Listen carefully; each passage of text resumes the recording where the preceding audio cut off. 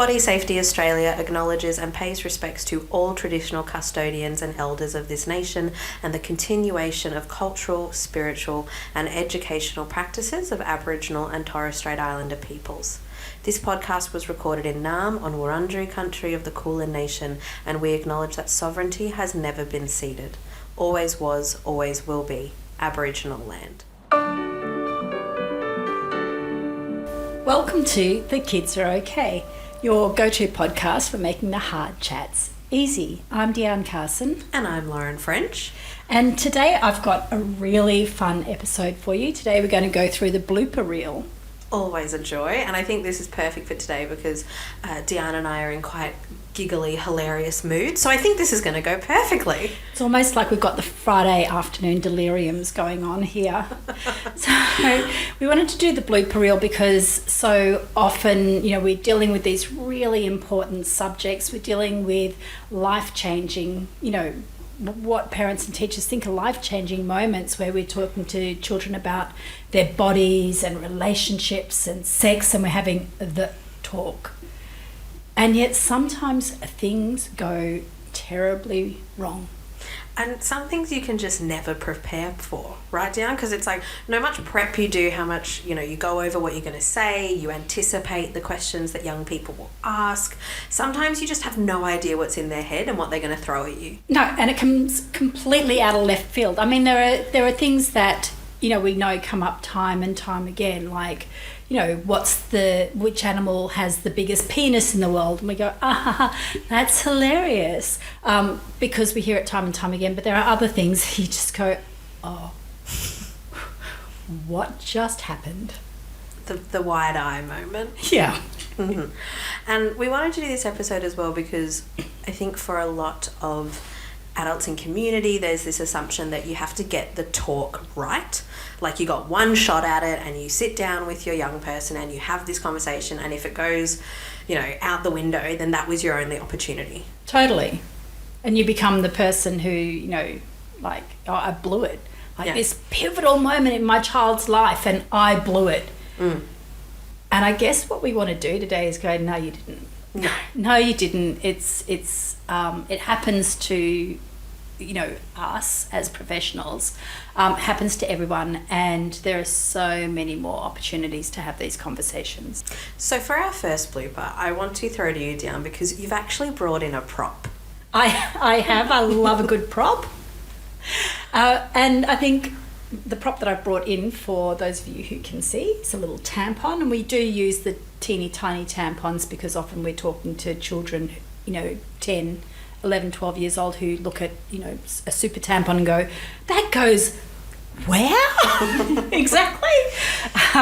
But when we go into a classroom, we have mixed gender classrooms. We make sure that everyone understands what's happening to everybody else's body, and so we're building empathy and we're demystifying and we making sure that we sort of reduce shame and stigma, right? So I'll take a tampon in, I'll draw happy faces on them, I'll put googly eyes on them, anything that we can do to demystify menstrual products. But this particular day, I was demonstrating how to use a tampon to grade 5, 6, so 10 to 12-year-olds. And, I'd opened up the tampon. This is the ASMR portion of the podcast. You're welcome, everybody. And I pulled the tampon out and I was explaining about where the tampon sits inside the vagina and where the string sits. And a lot of young people get really frightened because they go, well, what if the tampon goes inside me and kind of wanders off somewhere, because obviously the wandering uterus is still a thing. Mm. And so we explain how the string sits outside the tampon and the string and the string's sewn in to the tampon. So, it can't break. Really sturdy. And I do this demonstration. Look how sturdy that is. It's so reassuring, right? Except this particular day, in my infinite wisdom, I handed the tampon over to a boy about 10 years old and because he was challenging me. Oh no, what if it just handed it over, and just with one flick of his wrist, he pulled the string right out. And all these young girls in the class, their eyes just like flew wide open, their eyebrows shot into their heads, and they're like shaking. I'm like, oh, that must have been a defective one. So, Lauren, I doubled down. Oh, no. Yeah, I did. We've dug deeper. Yeah, I got out another tampon, started all over again, unwrapped it, showed them with my strength, that it couldn't come out, handed it. Because even I messed these things up to the same boy. Yeah. Yeah. Because of course you did. Because Yes. why on earth would you not repeat exactly what had just happened? I know, right? And why, of course, did he not repeat exactly what he'd done before? Yeah. 2 broken tampons and very, very white-faced children in that classroom. Which I think just goes, other than being a hilarious and amazing story, just goes to show, even in that moment when oh, yeah, I know exactly what the right thing is to say, I'm doing it from all the right intentions, I'm wanting everyone to feel really great, and then it goes wrong and your brain goes, oh, I just need to do it again. If we just do a repeat, it'll be perfectly fine. Yeah. And then it's not. No, because why would you not make the same mistake over and over again? And I think, I think that's just reassuring. Like, we managed to salvage that lesson. We ended up, which was so sweet, we ended up with the reusable pads, that are made from bamboo, and we had children stroking them on their cheeks to feel how soft they were, and how that would be so much more pleasant to wear against your underpants than something made of cotton, for instance. It ended up being a great lesson, but just the look of horror in that second. And I think for a lot of the parents and teachers who are listening, that will happen. You will have that moment where you explain something to your child and they have an epiphany, and the look of horror passes, across their face, and you have to come back from that, and you can, Yeah. Love. I've had many similar, not to the point of doubling down on the 2 broken tampon strings, though I've had menstrual products are always a space of potential hilarity. I've had a lot of students get very obsessed with menstrual cups and wanted to create a menstrual cup musical instrument by, I don't know if you've ever seen used a menstrual cup.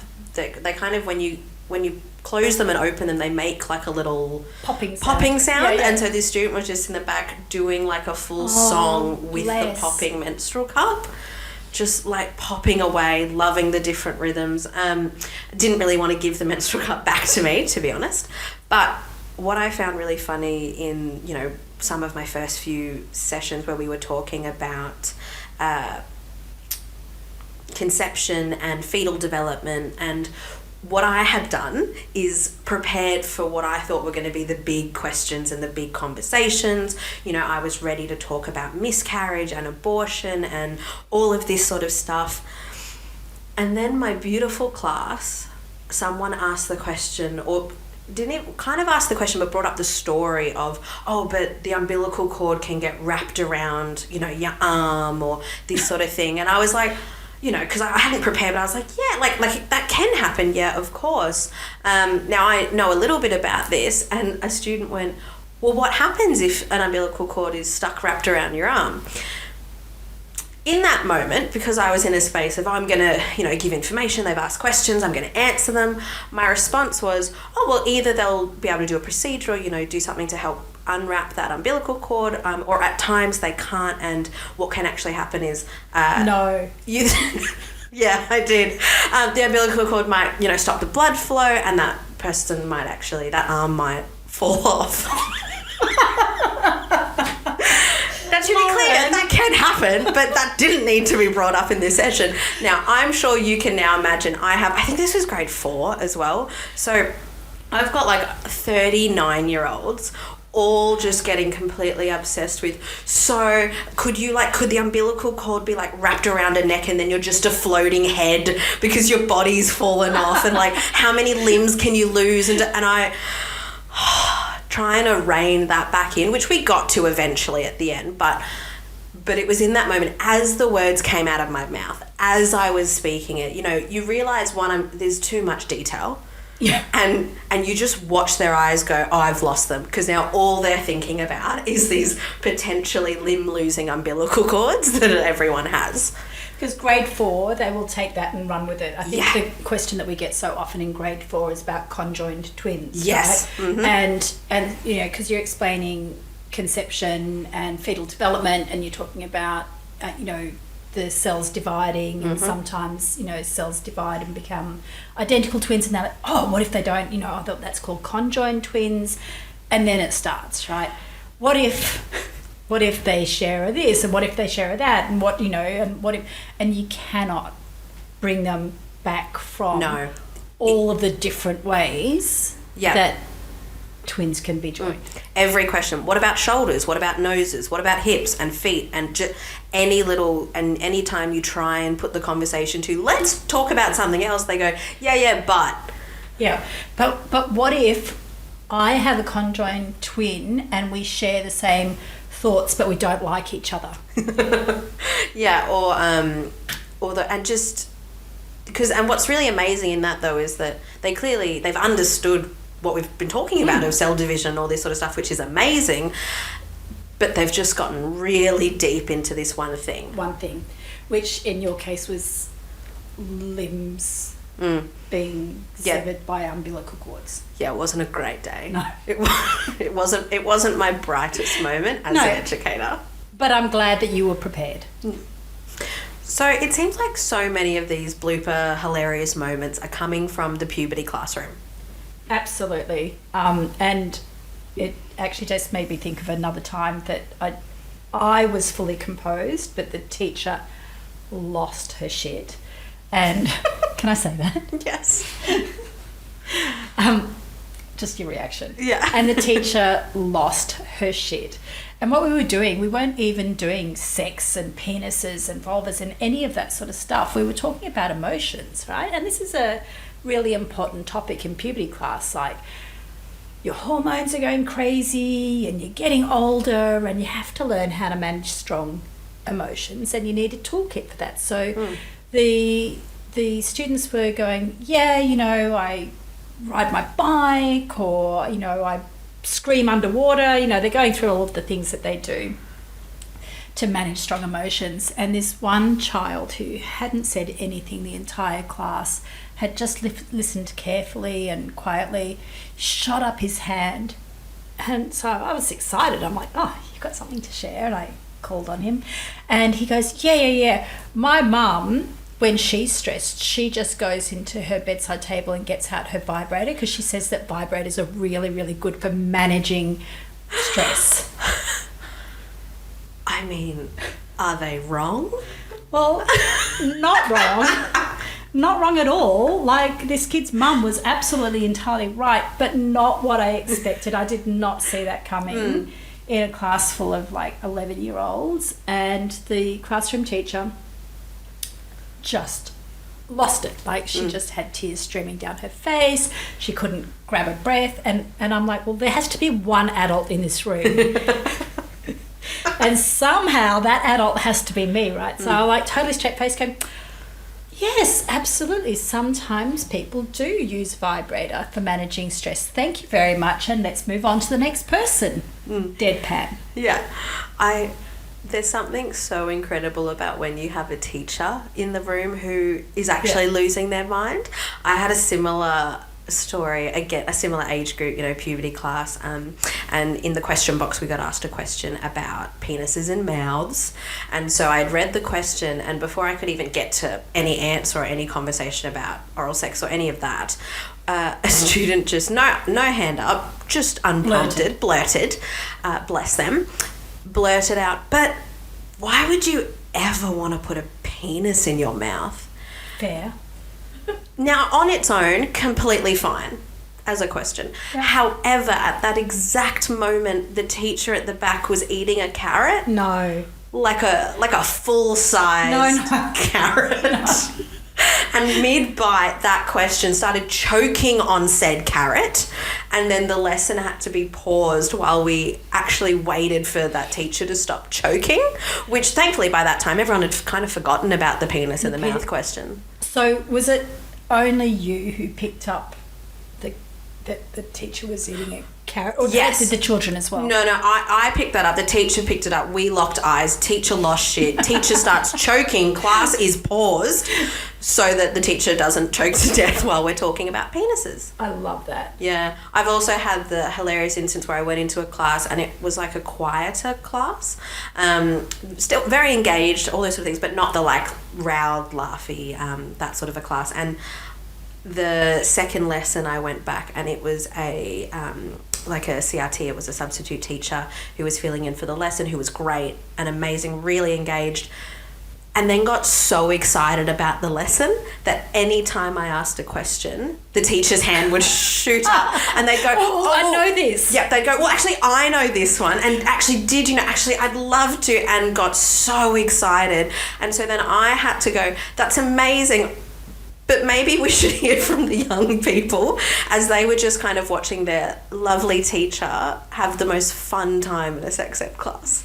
But I think that speaks to the fact that so many adults did miss out. And so for sometimes for teachers, and actually quite often for teachers, it is a moment of going, I know this, or I had never connected. Yes, so often teachers do have those moments of just going, I missed out on this, and they're fully engaged and they're wanting to have those conversations and they're wanting to put themselves inside the conversation, which is amazing. But I think you were talking about, like, why would somebody want to put a penis in their mouth? And I think a lot of people ask us, how do we balance that? The fact that in a class for puberty education, you might have some people who know a lot. And they either know a lot because they've got adults in their lives who have, been really conscientious about teaching them, or because they think they know a lot because they've watched a lot of porn, or, they've Googled a lot of things, and they think that Urban Dictionary has the answers. And then you have some children who haven't started puberty yet and they know nothing, and this is all, brand new for them. And it is that act of balancing that sometimes brings those best bloopers. So, I'm thinking about a class really early on where there were children who were putting in question box, about all the different flavoured condoms, right? And they were just trying to rev me up, right? And I remember sitting there and sort of navigating this space without giving too much detail, knowing that there are kids in the class who know exactly what we're talking about, and just seeing a couple of kids' eyes pop as they realised why somebody invented flavoured condoms, and why would you do that? Why would you do that? Yeah, because artificial strawberries are amazing. Apparently. Now, something I remember you kind of warning me about, Deanne, when I was first starting, particularly in puberty sessions, was about potential fainters. Sure. And I've had a few close calls. I've had a few lie downs. I've had a few get some waters. But I'm very curious why that was a warning you gave me originally. Well, I have had a couple of fainters, and I think my first one was most memorable, and I recall so clearly. And I mean, there's nothing funny about a child fainting, of course, but just the whole set of circumstances. It was firstly, it's a 40-degree day. It was hot, right? And the classroom didn't have air conditioning, so I think that's a contributing factor. And the teacher had decided that the children needed to run around the oval before they came in, and I understand why they did this, right? Like, get the wiggles out. Yeah, get them outside, get them moving when they can come in, because we're talking about periods, and like that can, be cause running. Right.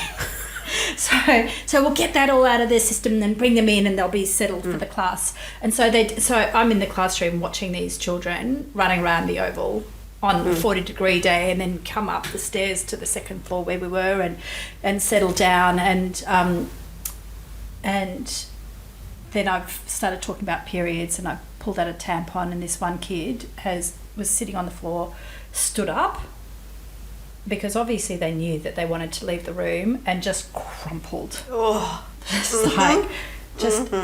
They were a puddle on the floor. And of course They were fine. They were taken care of. The school managed it beautifully.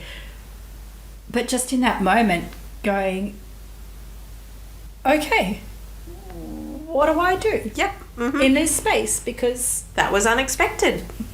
That was unexpected. Yep. And that's it. It just shows the things you can't plan for. Yeah. As someone, you know, a completely different story, but as someone who's allergic to dogs, could not plan for the classroom I walked into that had a class dog in the room. Lots of and classrooms. I was like, exactly. I was like, oh, great. Do I have antihistamines on me? No. Am I going to have to push through with a slightly crackly voice and watery eye? Yes. Because sometimes you can't plan. Yeah. You can't. And I guess if we take this back to conversations for parents, because we plan as much as we can. We're going into the classroom. As a parent, though, these conversations come out of the blue. And I remember when my children were in grade 4 and 5, and my eldest, we were in the car driving home from school, just picked them up from school. How was your day? Yeah, it was fantastic. Da, da, da, da. My eldest just pipes up. What's porn? And even though I teach this, even though I talk about pornography all day, every day, well, probably not all day because it's not every minute of every day. It's not interesting enough to talk about that often, honestly. Yeah. But I talk about porn for a living. I just had this moment of going, actually, this is not a conversation that I want to have with my youngest child. Like, this is a stage where there's a particular reason why my eldest child is having it. My youngest child is not in that place. I don't want to have this conversation right now for lots and lots of reasons. I don't know what my child is asking. I don't know what I want to tell them. And I don't want it to include my other child at this particular point. And so as a parent, you will have those stages where you just go, and you're like deer in a headlight, you know, what is it that my child's asking? And I think the best thing that I did in that moment, and that I would say to parents, you know, to do, is just go, that's a great question. I want to talk to you about that question, but actually I need a moment, and I will come back to you, and give them a time. Like, and do it. Don't do it to fob them off, but give them a time. Like, I actually want to think about this. Let's have a conversation tonight before bedtime, and go away and think about what it is that you want to say. I think that's incredible advice, because as the external educators, when we go into classrooms, we don't always have that option to have as much time and a follow-up conversation, which is so powerful, because there's been many instances where I've wished I could have done that, you know, given myself a day or two buffer room, you know, particularly in our last session, you know, and it might be I've been with these young people for 5 weeks. I have really deep relationships. You know, we've been able to have amazing conversations. But I remember one year 5 classroom where it's the last minute, and I said, does anyone have one last quick question? You know, I'm packing up my bag, everything, you know, teachers getting ready to do maths. Bells going, exactly. They're getting their food. Like, literally everything's packing up, and this one student just goes, oh, so why do people rape people? Wow. What did you do? Froze and panicked a little bit for a second. Yeah. I realised I had no time. The teacher was completely panicked, and, you know, how are we going to manage this? Yeah. The other students were half trying to leave to go to recess. You know, like, it was that moment, and I would have loved to have been able to go, great question, let's answer this later. But I didn't have that opportunity. So in that moment, I answered authentically, which was, you know, I don't know why someone would want to hurt another person, and, you know, focused on that sort of a more moment. Then I didn't need to describe or talk about what rape was. I didn't need to go into, you know, data around all of the perpetrators and that sort of thing. But after I gave that kind of, you know, authentic one moment, I was like, oh, you know, your brain goes, oh, but I wish I could have talked about this, and I wish I could have followed up that conversation there. Because there's a reason why the child asked that question. Exactly. Right? And even if it's just because on the news last night there was something around rape and they've heard that, or there's been conversation, you know, whatever it is. And so, you know, thankfully for me as the external educator, I can go to the teacher and go, this is how you might follow this up later. This might be a great conversation to pick up. But I have to leave and go to another school. And, you know, there is an unfortunate moment of, there was just such potential there if I had had another hour. Yeah.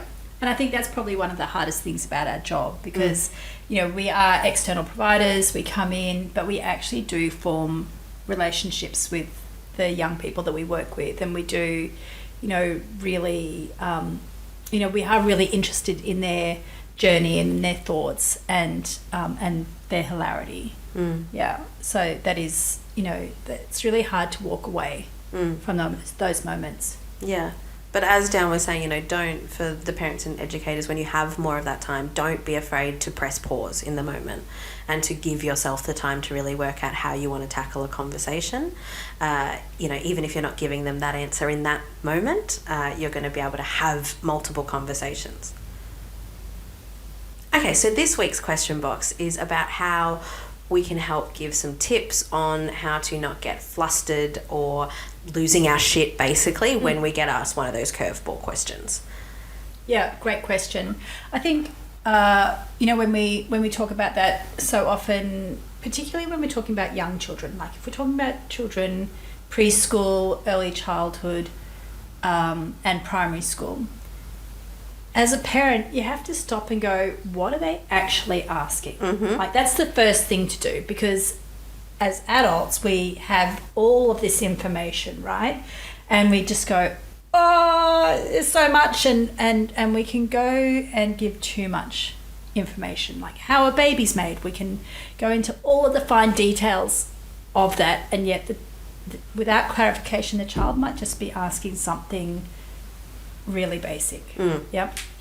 So I think the first thing is take a breath, like we talked about before. Stop and just go and clarify, what is your child actually asking you? You know, when they say, what is porn, for instance, you know, what are they actually asking? Are they actually asking, you know, what is pornography? Or are they asking, why is pornography? Or are they asking, what was it that I saw at recess today? So approaching it from a place of curiosity. And what also happens when you do that is you buy yourself time, right? Exactly. Which we were talking about before. So approaching it from curiosity and going, oh, that's a really great question. No judgment. It's a really great question. Tell me more about what it is that you want to know, or what made you think of that.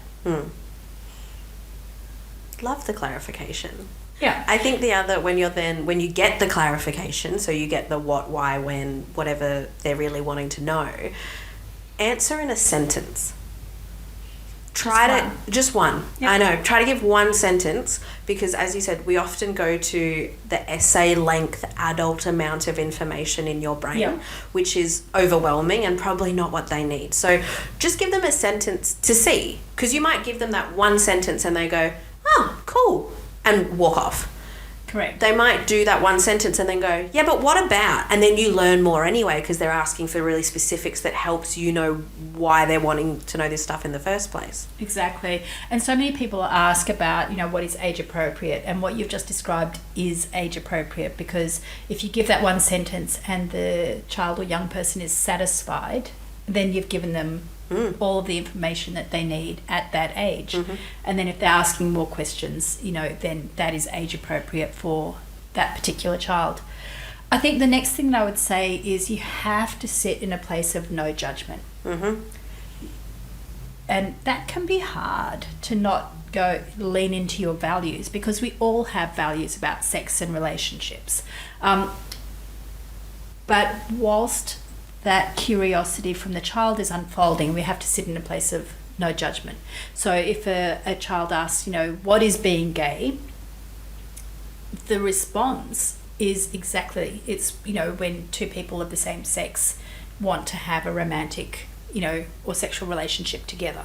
Like, and not going into whether you think it's amazing or whether you think it's terrible, or, you know, any feelings that you have about it, because often what the child is wanting to see is whether it's safe to continue that conversation with you. So if they're asking, you know, what is a tampon, and you lead with judgment, you know, are tampons are not for children, then the next part of that conversation might not unfold, and they might be sharing, you know, my friend uses tampons, and now that conversation stopped. Yeah, we've closed off an avenue. We've, made our interactions with them smaller, and we've let them know that when they come to us with something, they may be met with a brick wall. They might be met with a not now, not okay, not for you. Yeah. And as you said, the age appropriateness, if they're asking that question, the response of you're too young to know about it, well, then I guess a lot of the time, if they're not getting that answer from you when they've come to you, where is their next step to get that information? Which, of course, is the internet. Always has been. But now it's ubiquitous. It's gone from, and this is something that we've seen. Like when I first started doing this work, porn was something that children 10, 11, 12 asked about. They could type into the computer, what does a penis look like, and what does a vagina or a vulva look like, or, and then we had iPads, right, where children were navigating things from a much earlier age because they didn't actually have to know how to type. And then we had Siri. And then you can just say butts. Yeah. And Siri shows you butts. That's right. Hey Siri, show me boobies, right? Yeah. So, of course, this idea of age-appropriate questions is now turned on its head because we have children accessing information. They might have been looking for one thing, but the internet has thrown up a whole series of other things, and they need a trusted adult to help them navigate that. I think that's answered that question beautifully. If you want us to answer your question, or if you want any more clarification on that kind of question, please feel free to head to our Instagram at bodysafetyau and follow the link in the bio to submit your questions for a future episode. Thank you so much for joining us this week. Next week's going to be a bit of a special episode. For the past few, we've been coming from the perspective as, body safety educators. We've been coming from the perspective of sexuality educators, experts in the field, but actually next week's episode I am pretty much just coming from the perspective of a First Nations woman. And I'm really looking forward to this, Lauren. I think as a white Australian, I could never walk in your shoes, and I can never walk in the shoes of the First Nations children that you teach and the families that you work with. And so in this episode, I'm really wanting to learn more from you and also talk about, how do we decolonise the work that we're doing? How do we make sure that as we're teaching sex ed, we're not doing harm? So we'll see you then.